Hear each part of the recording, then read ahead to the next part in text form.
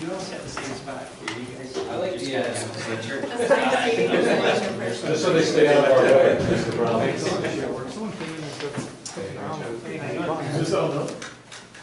Oops, you could probably get rid of that. All right, well, thank you all for being here today.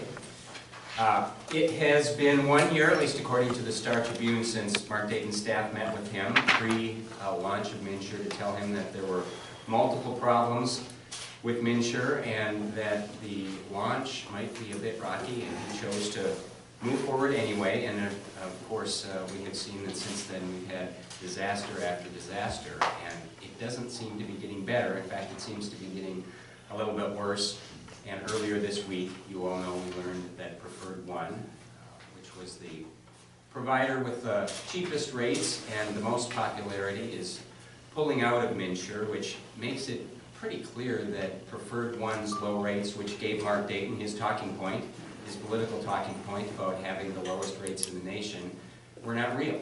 They were actually bogus. And I think it leads to a couple of important questions that really have to be answered. Number one, what role did the Dayton administration play in setting the Preferred One's rates within MNsure? And number two, and I think probably more importantly, what kind of pressure did the Dayton administration put on Preferred One to set their rates artificially low for political reasons? Mark Dayton isn't going to answer these questions. In fact, he doesn't appear to be answering any questions at all these days about issues. And you know what? It's time for answers. I think we have waited long enough for these answers, and since Mark Dayton refuses to answer them today, I'm calling upon the legislative auditor, Jim Nobles, to expand his existing audits of MNsure to include the role that the Dayton administration played in rate setting on the part of Preferred One. We need to get to the bottom of this. We need to learn what the heck is going on behind the scenes with the Dayton administration and MNsure, because something seems a little fishy. So with that, I'm going to call upon Senator Michelle Benson, and then we'll take your questions. Good morning, and thank you. As a member of the MNsure Oversight Committee and the Legislative Audit Commission, I've been spending a lot of time looking at MNsure in the last 18 months, and what we have seen is a pattern of behavior in the Dayton administration of sweeping problems under the rug, not being transparent with the legislature, not bringing stakeholders to the table, and not being clear on how we're going to solve the problems that this administration has created in MNsure. And so that's why I think expanding the legislative auditor's role into rate setting and how these rates got set, when one of our major insurers pulls out of our exchange and uses the words financially unsustainable, that concerns me. The Commerce Department has an obligation to have rates that are set that are financially sustainable so that our insurance companies are not put at risk. So I would like to know how Preferred One got put into a position where they felt that their participation in MNsure was financially unsustainable. And so I hope Mr. Nobles will expand his audit to include looking at those items. Now let's step back for a moment and look at what has happened since Governor Dayton had that meeting a year ago. Has he been transparent with stakeholders? Has he been clear with the people of Minnesota how he's going to solve the problems? Or has he been ignoring it and being silent? Yesterday, we found out that they were publicly overstating their enrollment numbers. And instead of being transparent with the people of Minnesota, with the members of the legislature, they pretend it's no big deal. This is Governor Dayton's signature piece of legislation. For all of the other things that are in the news, this is the one he should be championing or correcting and protecting. Instead, he's silent. He's not leading, he's not problem solving, and he will not listen to the people who have a contrary opinion. You cannot solve problems if you won't listen to the people who are experts, to the people who saw these problems coming for 18 months. We have been clear what the problems were going to be, and they have all come to fruition. It didn't have to be this way, and Minnesota deserves better. That's why I'm standing here with Jeff. I know that when it comes to big issues, he will listen. He will respect the contrary voices. Governor Dayton referred to the MNsure Oversight Committee as a farce. That is not the way we do things in St. Paul if we want to solve problems and move forward. And that's why I'm proud to stand here with Jeff today, and I'd be happy to answer any questions. Commissioner, what exactly are you asking the legislative auditor to investigate? I think we want him to investigate what role the Dayton administration had or what pressure they put upon Preferred One to set certain rates. Why?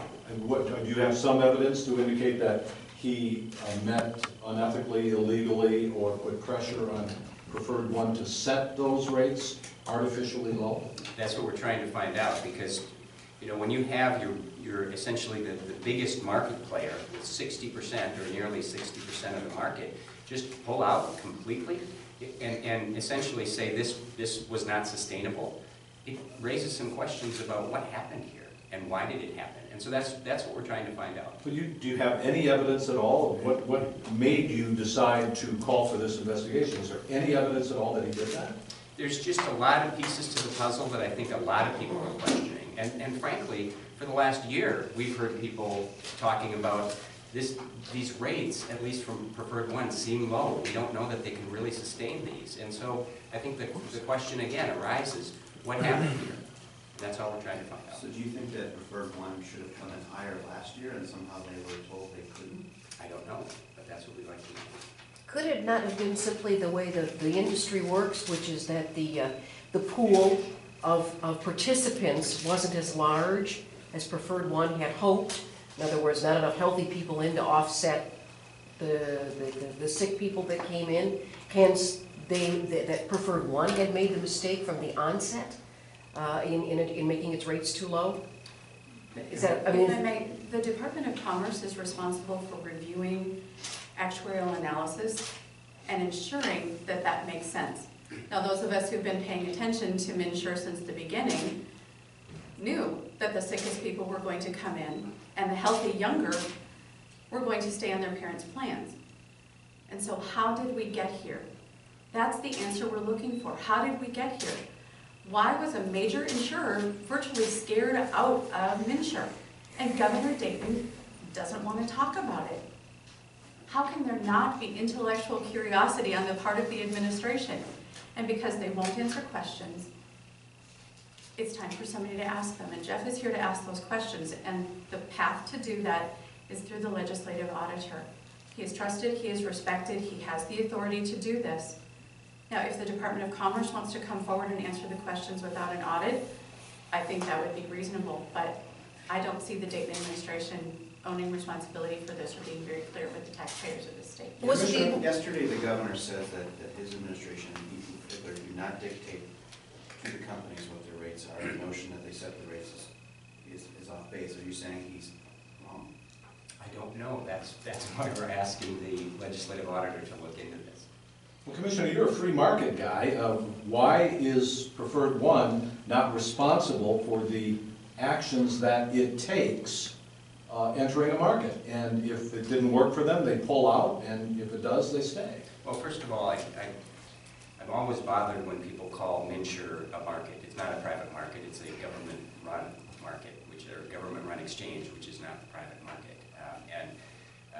Again, each of these insurers is going to be making decisions, but what I would like to know is whether there was pressure placed upon them by the administration to have rates that are lower than what was sustainable. Have you So asked do you- them?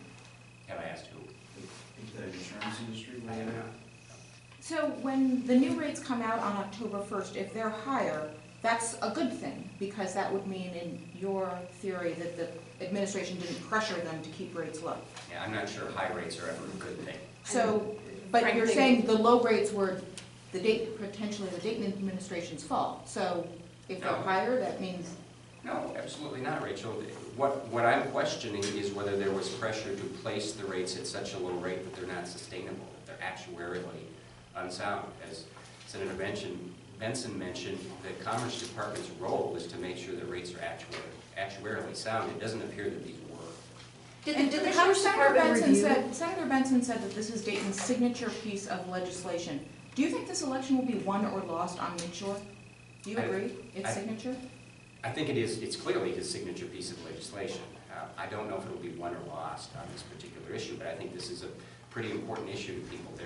their health insurance and how much they pay for it is a pretty personal thing to most people. in this. More than tax increases.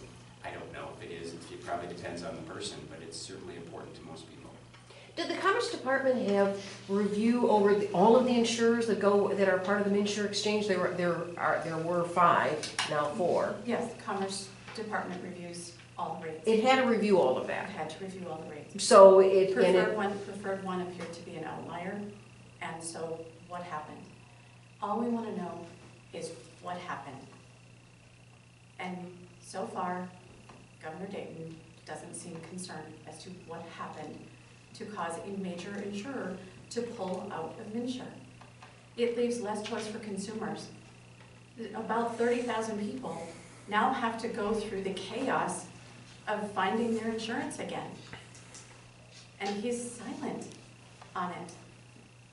any You want to indication talk of about what? an issue for the election, Governor Dayton being silent on 30,000 people losing their insurance is an issue.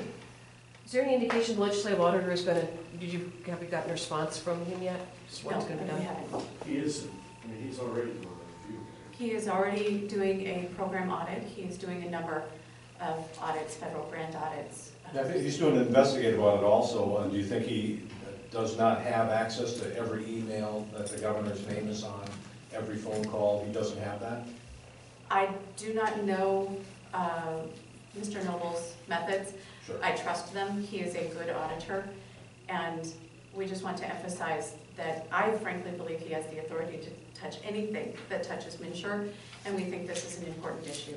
in the But operations by of MNsure. investigate, would you mean have the governor come in, the commissioner come in and be interviewed by the legislative auditor, maybe even under oath? I agree with Michelle that I trust Jim Nobles and whatever procedure he feels he needs to use to get to the truth. Including under oath, the governor should be If investigated. Jim Nobles believes that's necessary, Do you? I don't know. I'm not doing the audit, nor am I an auditor. Commissioner, the way the DFL characterizes it, they say you want to repeal MNsure. Is that, would you agree with that characterization?